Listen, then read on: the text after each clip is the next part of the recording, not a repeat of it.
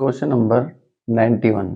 Question number 91 कह रहा भाई किसी वस्तु के मूल्य में 33 से ही 1/3% की कमी होने पर 1 रुपये में यानी कि ₹1 में कितने 1 में 4 वस्तु अधिक खरीदी जा सकती हैं। तो घटने से पहले वस्तु का मूल्य कितना था।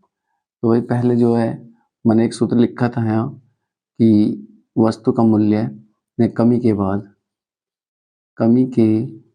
बाद मूल्य बराबर P%/100 गुणा में रुपये का निशान साइन लगा लो भाई, रुपये बटे वस्तु ये था। इसके बाद रख लो भाई प्रतिशत क्या है 33 से 1/3। तो 33 से ही 1/3 को कर देंगे भाई, यानी कि 33 × 99 100 100/3। तो 100/3 रखा भाई, बटे 3 प्रतिशत का साइन हटा दिया तो 100 की गुणा कर लिए 300 में। उसके बाद गुणा में ₹1 है बटे में 4, 1 रुपये में 4 वस्तु अधिक खरीद सकता है। 2 जीरो से 2 जीरो खत्म होगी भाई, यहाँ देखा 1 ही कम 1 यानी कि 1 रुपये में 12 वस्तु होगी जब मूल्य उसका घट गया था। पूछ रहा है कि घटने से पहला मूल्य कितना था। तो घटने से पहला मूल्य देखेंगे तो यहाँ यानी कि पहला मूल्य बराबर 1/12 गुणा में जो प्रतिशत था वो तुम्हारा प्रतिशत आया था यहाँ ये भाई, यानी कि बटे में 100/300 कर लिया था मैंने।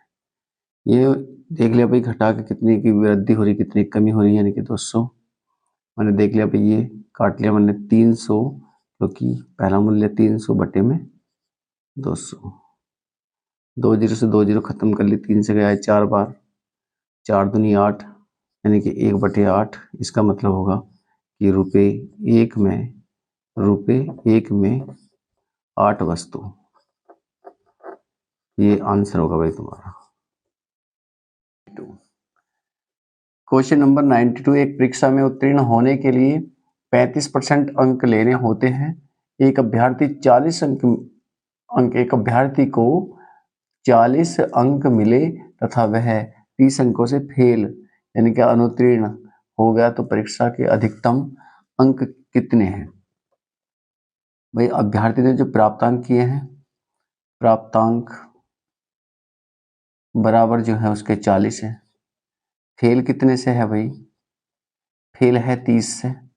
अगर उसे 30 अंक और मिल जा तो पास हो जाएगा, और पास होने के लिए कितने अंक हो गए उसके पास 70। लेकिन यहाँ अगर उत्तीर्ण यानी कि पास होने के लिए इसे 35% अंक चाहिए, तो पूछ रहा उसके जो है अधिकतम अंक यानी कि पूर्णांक कितने हैं। तो 35% यूनिट में ये किसके 70 के, तब तुमसे पूछ रहा 100 यूनिट यानी कि 100 यूनिट किसके बराबर होंगे। तो 100 की मल्टीप्लाई कर दो भैया, बटे में 35 से भाग लगा दो। 35 दूनी 70, 100 की और 2 की गुणा करूं तो 200 यानी कि अधिकतम अंक यानी कि पूर्णांक बराबर अधिकतम बराबर 200 अंक। ये इसका क्वेश्चन का आंसर। Question number 93। किसी परीक्षा के लिए उत्तीर्ण अंक 40% है, यानी कि पास होने के लिए 40% अंक चाहिए। एक विद्यार्थी ने 185 अंक प्राप्त किए तथा वह 15 अंकों से अनुत्तीर्ण हो गया, तो परीक्षा के अधिकतम अंक कितने हैं। तो यहाँ लिखेंगे भाई जो प्राप्तांक है वे कितने हैं, प्राप्तांक उसके भाई वे हैं 185, और जो अनुत्तीर्ण है यानी कि फेल जो हुआ वो कितने से होगा भाई, होगा 15 अंकों से। अगर उसे 15 अंक और मिल जाए तो पास हो जाएगा। तो पास बराबर 0, 5 और 5 10 की 0 हासिल लगा, 1 8 1 9 और 1 10 की 0 हासिल लगा, 1 और 1 और 1 2। देखिए पास होने के लिए कितने चाहिए 200 अंक चाहिए। लेकिन यहाँ प्रतिशत की बात है, यहाँ कह रहा कि 40% पे वो पास हो जाएगा। तो 40 यूनिट बराबर किसके ये हो जाएंगे तुम्हारे 200 के। तब पूर्णांक कितना 100 में चलता है भाई, प्रतिशत लग रहा था 100 में पूर्णांक मान लेंगे। तो 100 यूनिट बराबर किसके, गुणा में 100 बटे में 40, 40 पंजे 200, 5 की 100 को गुणा करो तो 500, तो उसे प्राप्तांक उसके जो है ना पूर्णांक यानी कि अधिकतम अंक उसके भाई 500, ये आंसर होगा।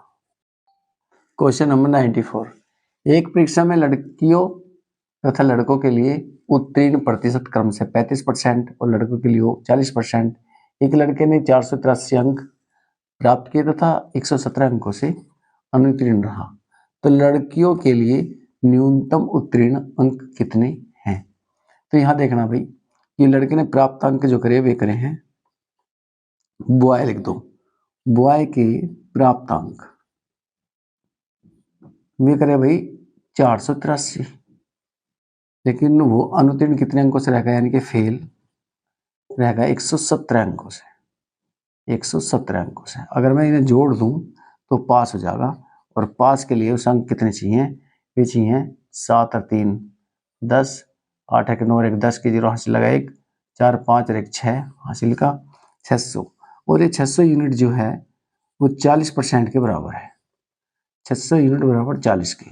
तो वो कह लड़कियों की संख्या, लड़कियों का 35% है, तो गर्लों की संख्या बराबर यानी कि 35%, 40 यूनिट बराबर किसके, ये होगा तुम्हारा 600 हो गए, तो 35 यूनिट बराबर किसके, तो गुणा में 35 बटे में 40, 1 0 से 1 0 गया, 60 गया 15 बार, और 15 35 की गुणा करूं तो 15 गुणा में 35 यानी कि 15 पंजे 75 का 5 का हासिल लगे 7, और 15 थी 45 7 52 यानी कि 525 लड़कियों का प्राप्तांक हो जाएंगे। क्वेश्चन नंबर 95, क्वेश्चन नंबर 95 है भाई, किसी परीक्षा में ए तथा बी क्रम से अधिकतम अंकों का 60% और 30% अंक प्राप्त करते हैं, इनके प्राप्तांकों का योग 783 है, तो परीक्षा में पूर्णांक कितने थे? तो यहाँ देखो भाई, ये इसने 60% यानी कि ए और यहाँ बी दोनों का मैं योग कर दूं 60%,